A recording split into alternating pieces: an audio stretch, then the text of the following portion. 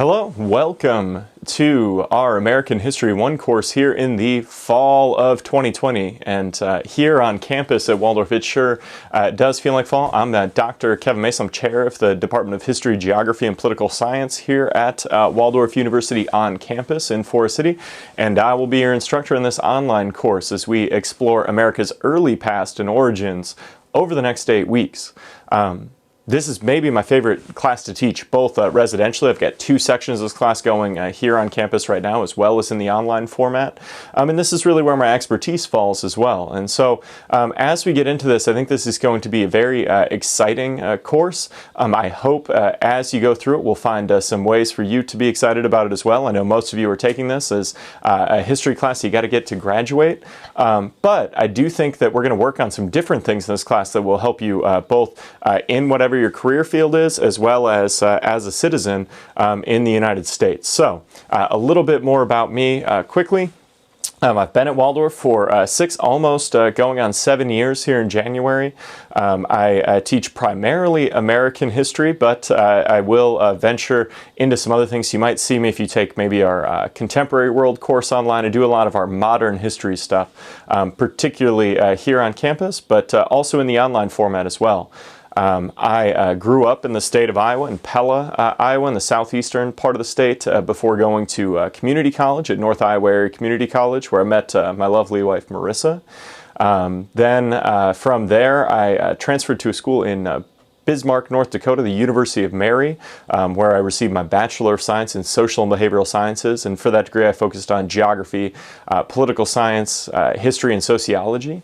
Then from there, I went and got my first master's degree at Wayland Baptist University in Plainview, Texas, in American history. Then I actually got a second master's degree here at Waldorf University in organizational leadership, focused in human resource development, that I did online. And I think that experience has helped me a lot in incorporating different things into my courses. You'll notice probably that my courses are going to look a little bit different and function a little bit different than some of your others. But part of that is I've put a lot of thought into what will maybe make life easier on you, what can make it a more interactive experience between the two of us. And I hope that each week you'll take the time to sit down and watch this video that I'll post in the announcements. And I'll give different feedback here in these videos, as well as talk about some of the content that we're going to interact with the week and give you some advice on the upcoming assignments. So worth your time to take a look at. I also have another video over on the discussion board each week that'll talk specifically about kind of what we call the historiography, or what different historians have had as that narrative has developed over time. Because one of the things that we talk about, sometimes we like to think about history as being static, but history is constantly being reinterpreted. People are taking a look at kind of what kind of sources might be coming to light, or what perspectives should be incorporated into things. As we do that, we have more nuanced conversations that understand complexities. So I'll talk about some of those over in my videos on the discussion board every week. After I obtained my degree at Waldorf, I went on to Iowa State University, where I got my PhD in rural and environmental history, and I did focus both globally and in the United States there. I wrote my dissertation on Inkpaduta's 1857 attack on Spirit Lake, Iowa, and how as people moved into the middle part of the country, how that created different tensions on Native peoples. I have a variety of work out there if you want to go look at it. I also write a little bit about rural flight and some of those other kind of rural type topics. But enough about me. As we get into this course, you're going to be starting this week by working over on the discussion board. You have a pretty broad question. You have to introduce yourself and then talk about this George Santayana quote about repeating history. So make sure you're putting your best foot forward there. Make sure you're meeting the time schedule. Every week you get a post, your first post by midnight on Saturday, and then you get a post by the end of the day on Tuesday, your follow-up to a classmate. And make sure you're doing that, because that second post is worth half of it, right? So each is worth half. So make sure you're both getting those in there, especially this first week, and then also that you're having the necessary depth in there to represent your viewpoint well. That's one of my favorite things in online courses is we're going to see pretty quickly that a lot of you are in a lot of different places and come from a variety of different backgrounds. So that means as we explore these American history topics, we have a great opportunity to learn from each other. We're a small enough group that we can kind of interact and gain the depth of perspectives, whether you're from a small town or a huge city, whether you've never been anywhere else or you're constantly moving around, whether that be in the military or just you're a person who likes to travel a lot. And I encourage you to bring that on a discussion board every week. I think that's the most critical element in making an online class kind of move from being really blah to being a great course that you're going to remember is if we can all commit to bringing those perspectives on the discussion board every week, that'll make a big difference. One of the other things we're going to do in this class, we're going to talk about historical thinking skills. And next week we'll talk about our first skill, but I'm going to intro them a little bit here. So every week from weeks 2 through 7, we're going to have a new skill that I think are very important to everyone, no matter what field you're in. Whether you're police, firefighter, EMT, if you're doing organizational leadership, if you're in the military, if you're working in human resources, if you're in any of our healthcare type programs, whether you're a student studying business, all of these should help you become better big picture thinkers, which will help you in your field. And it's almost like a handy checklist. I developed this from a guy named Lionel Calder, who wrote an article called Historical Thinking Skills for Survey Level History Courses. And so we're going to start next week by talking about evaluating evidence or determining what sources are most accurate and applicable. How can we bring in the best quality of information to increase our own credibility while also giving our arguments a great deal of strength as we put them together. In that, we're going to break that into 4 types of evaluating evidence. We're going to talk about political evidence or things related to government actions. We're going to talk about economic or things related to business and financial activity. We're going to talk about social factors or how people organize their relationships in groups. And we're going to talk about cultural factors or established traditions, values, languages, things like that. And then our next skill, we're going to talk about historical agency or contingency, how individuals and groups can shape the outcomes of historical events.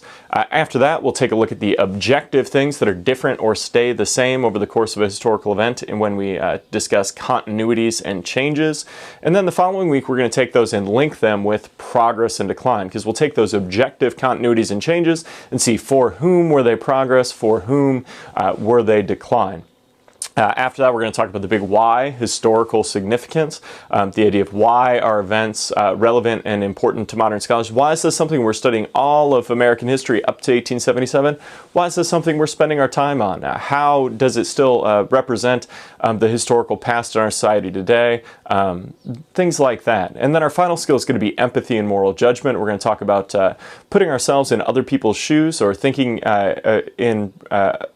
about people in the way they thought about themselves within the world, and then how we can link that to the world today when we have to pass moral judgment. So we're going to use those skills each week, and these can really help you develop your writing. They can help you with your big picture thinking. They can help you just understand nuance and complexity a little bit better, and serve you in a way that I think will really help you write better essays, not just in this course, but beyond. So as you do that, make sure that you're putting that together. I also have, when you're thinking about what kind of evidence to bring in, I'll talk about this more next week. Over here it says resources, and I've put a bunch of different things you can use to strengthen your work. There's a lot of different banks of kind of different types of historical resources, be they primary sources or secondary sources, as well as guides from the Waldorf Library that'll help you maybe bring up the quality of your research. One of the things a lot of people like to do is hop on the Googler and just pop in whatever they're looking for, and then you're going to take one of those first results, and you're not gaining any credibility by doing that. But I'm not going to steal the video content for next week. We'll talk about that, but maybe take a look at that as well. We do have a discussion board due this week. I talked about those dates earlier. And then you have a short assessment. And this assessment is more just to get you the background. Make sure you're getting into the book this week. Make sure that you are setting a time schedule for yourself. That's one of the best things I think you can do to ensure your success in an online course, is kind of take a look at your week honestly and decide when you're going to get the work done. If you can watch these videos when I send them out via email and post them on the Blackboard shell every Wednesday morning, it's going to give you a good idea of what we've got coming the rest of the week, and then maybe you can go, oh, well, this week's a little bit heavier. I need to set some time aside so I can make sure to get this done, so you can continue to put yourself in a position to be successful. So one of the other big pieces of advice I have, don't cheat. I'm a big plagiarism kind of detection person. I will prosecute to the full extent of the law. That's my disclaimer. Make sure that you're doing the work. One of the things I think about is you're in college to grow, and sometimes growth is painful, sometimes it's hard, sometimes you got a lot of other things going on, but one of the things is I'm here, so communicate with me when you have different challenges. I'll work with you to make sure we're still able to put our best foot forward, but also commit to doing the work. Either you're paying for this and you might as well get your money's worth, or somebody else is and you're very lucky and they ought to get their money's worth. So please just do the work and make sure that you're putting in the time and effort necessary to really get the most you can out of this experience as you navigate the course over the next 8 weeks. Again, if you're going to communicate with me, make sure you're reaching out. Email's the best way to get me, kevin.mason@waldorf.edu. I check my email most all day, every day, 7 days a week, as long as I'm not asleep, and I'm a pretty early morning person. So just make sure that you're reaching out. If you want to talk on the phone, if that's much more comfortable for you, send me an email first though, or take a look at in my email signature there's a link at the bottom that says book an appointment with me, and you can schedule an appointment that way too, and then we can get together on the phone at a time that will work for both of us. I know a lot of you are in different time zones or even on in other parts of the world. I mean, that way we can make sure that we're getting together and we're all on the same page. As you get started this week, I want to wish you good luck. I'm looking forward to the great work you're going to do. Have a good week.